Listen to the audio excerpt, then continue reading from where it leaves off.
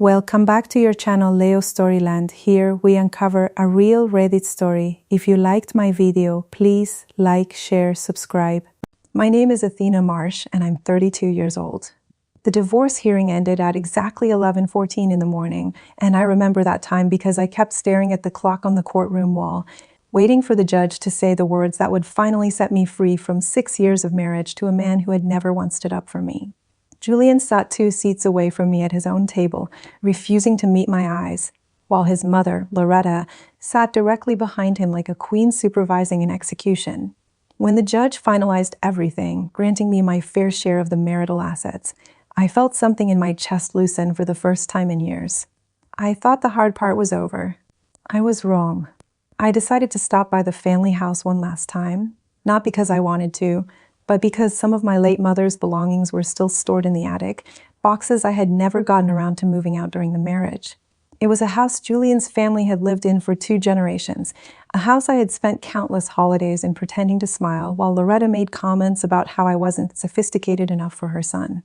I pulled into the driveway, parked, and walked up to the front door with my keys still in my pocket, keys I had every legal right to use just hours earlier that morning.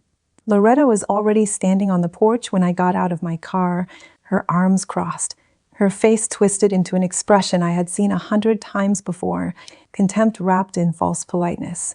But there was no politeness left in her now. The moment I set foot on the first step, she moved directly into my path, blocking the door like a soldier guarding a fortress. "Get out of my house," she screamed, her voice cracking through the quiet afternoon air loud enough that I saw a neighbor's curtain twitch across the street. "Don't ever set foot in my house again. Get out." I stood there for a moment, just looking at her, and something strange happened inside me. I didn't feel small the way I used to. I didn't feel the urge to apologize or shrink myself to make her comfortable. Instead, I felt a slow, quiet calm settle over me. Because unlike her, I knew something she didn't know yet, something that was about to change everything about how this conversation would end. I smiled at her, and I could see that smile unsettle her more than any scream could have. "Actually," I said, keeping my voice even and soft, almost gentle, "I already sold this house." Her arms dropped from across her chest, and her mouth opened slightly, but no words came out yet. I let the silence sit there for a second longer than necessary, savoring it, because for 6 years I had never once been allowed a silence of my own in that house.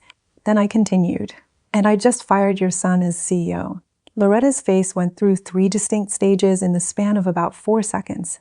Disbelief, confusion, and then a dawning horror that seemed to hollow out her whole body. She took a step back from the door as if the porch itself had shifted beneath her feet. "That's impossible," she finally managed, her voice suddenly much smaller than it had been moments earlier. "You don't have that kind of power. You never did anything for this family except take." What Loretta never understood, what Julian never bothered to explain to his own mother, because it was easier to let her believe I was nothing, was that I hadn't just been a wife sitting quietly in the background of that marriage. Years earlier, before things fell apart, I had used my own savings, my own connections, and my own sleepless nights to help restructure the company that Julian's father had built and nearly run into the ground. I held shares. I sat on the board. I had influence that neither Julian nor his mother ever respected because they were too busy assuming I was just decoration. Loretta's hands were trembling now, and she reached out to grip the porch railing like she needed something solid to hold on to. "You're lying," she whispered, though the certainty had completely drained from her voice. I shook my head slowly. "I'm not."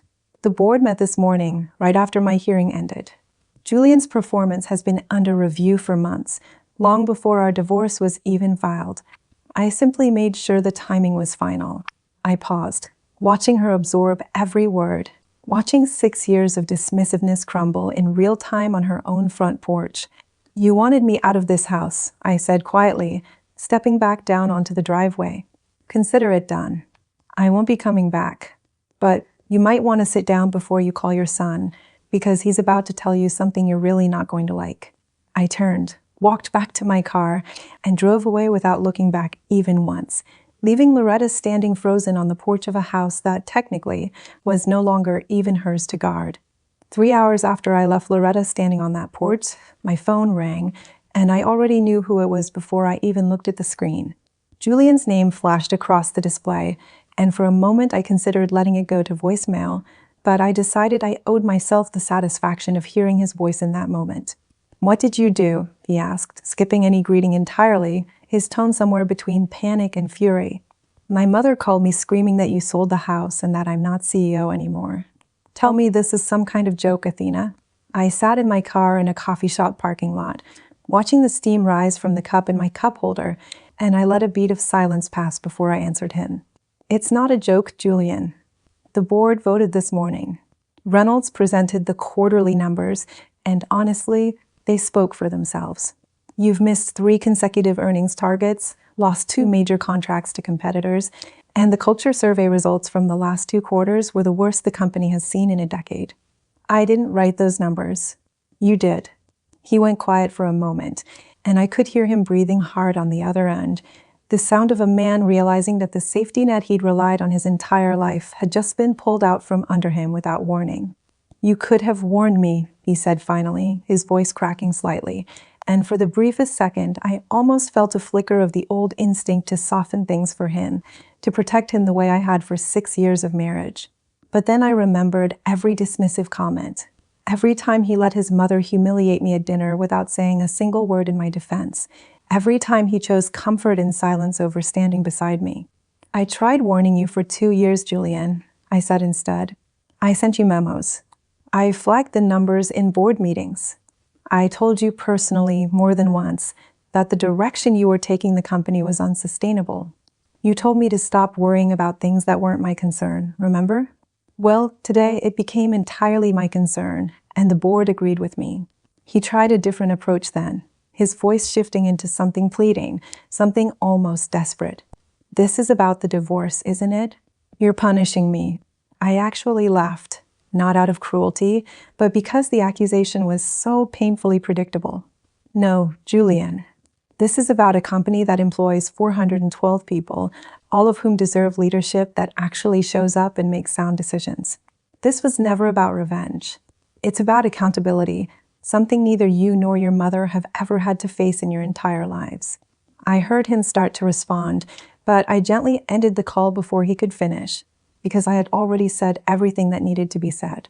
Later that evening, I met with Priyanka Osei, the board's newest independent director, at a small restaurant downtown to go over the transition plan for interim leadership. She had been the one who first approached me quietly months earlier, showing me spreadsheets that confirmed what I already suspected, that Julian's leadership was eroding a company that generations of employees had helped build. "The board is unanimous," she told me over dinner, sliding a folder across the table. "They want you to step in as interim CEO while we run a proper search. Your restructuring work years ago is still the reason this company survived its worst quarter." People remember that, even if Julian's family conveniently forgot. I looked down at the folder, at the weight of what she was offering me, and I thought about how far I had come from the woman who used to sit quietly at Loretta's dinner table, absorbing insults with a forced smile because I didn't want to cause a scene. That woman didn't exist anymore. Somewhere between the divorce filing and this very moment, I had rebuilt myself into someone who no longer needed anyone's approval to know her own worth. "I'll do it," I told Priyanka, but only on the condition that we bring in real oversight this time, real accountability, not family favoritism disguised as leadership. She smiled and raised her glass slightly. "That's exactly why the board chose you." As I drove home that night, past the same house where Loretta had once believed I would spend the rest of my life quietly absorbing her cruelty, I felt something settle firmly inside me, a certainty that this chapter of humiliation was finally, permanently closed. I wasn't the woman who got thrown out of a house anymore. I was the woman who decided who stayed, who left, and who ran a company built on real work instead of blind family loyalty. If this story hit you the way it hit me while living it, do me one favor before you go. Hit that subscribe button right now, because there are so many more stories like this coming, stories about women who stopped shrinking themselves and finally stepped into the power they deserved all along.